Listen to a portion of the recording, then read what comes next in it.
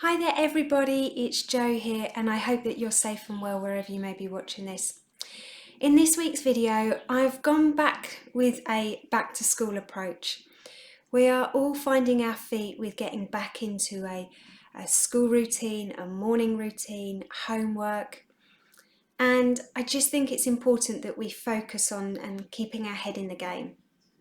So in this week's video, I just want to give you 4 steps that will allow you to make sure that you're on the right track, because I have a feeling from what I've heard from teachers and from certain kids, school kids, is that they're in a very simple, a very easy place where their critic, their monkey, their chimp, their amygdala keeps going off, and that inner critic is, what's the point? I'm so far behind with work, I'm never going to get the grades, I'm never going to get the test results, what's the point?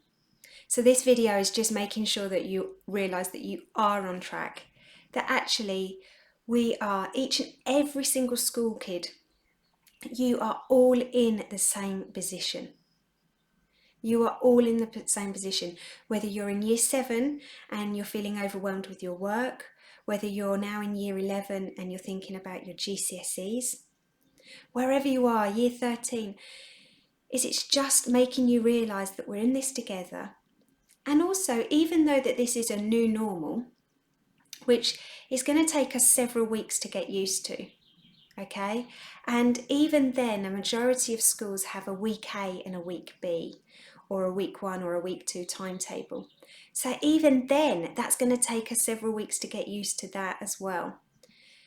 And knowing that even though we're all in the same situation, this is the new normal, even though we're not quite sure where we're going, it doesn't mean it's bad.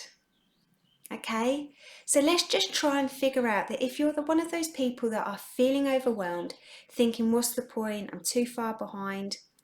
Let's just try and figure out, the first step is why. Why are you feeling like this? Is it because you're tired? Is it because you're lazy? Is it because you're caught up in your own mind that you can't keep up? Why do you think that you're feeling like this? And I think sometimes it's important to realise, is it a subject? Is it because of friendships? Is it a teacher? Is it because you feel as if you're not good enough? So my first step is just figure out, why are you feeling overwhelmed?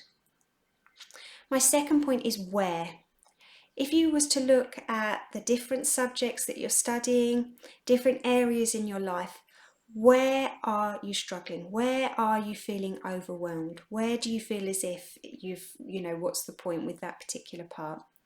Because that's when you really need to get specific. Because when we come on to the third step, which is prioritise, take control, you need to figure out where it is that you need to focus on. So with that prioritise, that might be you need to make a timetable, almost similar to a revision timetable, but a timetable for you to focus on what subjects and when. On the prioritise and getting in control, and that might also be about you making sure that your home space where you study at home is clutter-free, is a place where you can actually focus. It might be to do a to-do list. So it's just prioritising why you're feeling the way you're feeling, where in your subjects are you feeling it, and then you're able to prioritise. And make sure that your goals are SMART goals, and I'll put that in the description box below. But it's really important that you prioritise, and that will allow you to just take control. Sometimes what you might want to consider is choosing one day at the weekend. I always prefer a Saturday because then you can chill on a Sunday, but I call them a Blitz day. So you choose one day at the weekend, Saturday or Sunday, whatever works for you, and that is a Blitz day. And you almost go to bed the night before knowing that tomorrow's your Blitz day. You wake up that morning and you listen to the right music to get you ready for your Blitz day, knowing that even though it might be a hard day, you're going to be going to bed feeling so much better than you did the night before, because you have caught up with several pieces of your work. And instead of looking at that long to-do list, just take it down. Just take it down and look at that list as 100% and go through it and choose 20% of that list that needs to be done. And then just focus on that rather than the whole thing. So yeah, and then my fourth step is just manage your mindset.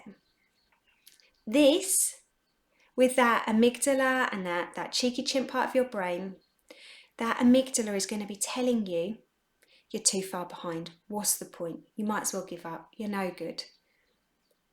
Do not listen to your critic.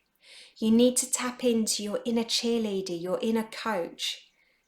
You need to tap into and keep your eye on your why. I've spoken about that many times, about thinking about why are you doing what you're doing? What's your sense of purpose? What's the legacy that you want to leave behind? What is your why? And that's when you can always keep an eye on your why. And most importantly, just realise that you're not a quitter. You've survived everything so far in your life up until now, so I'm pretty certain that if you just get into the right mindset, take control, prioritise, and just break it down, that you can get back in control. You can get back in control.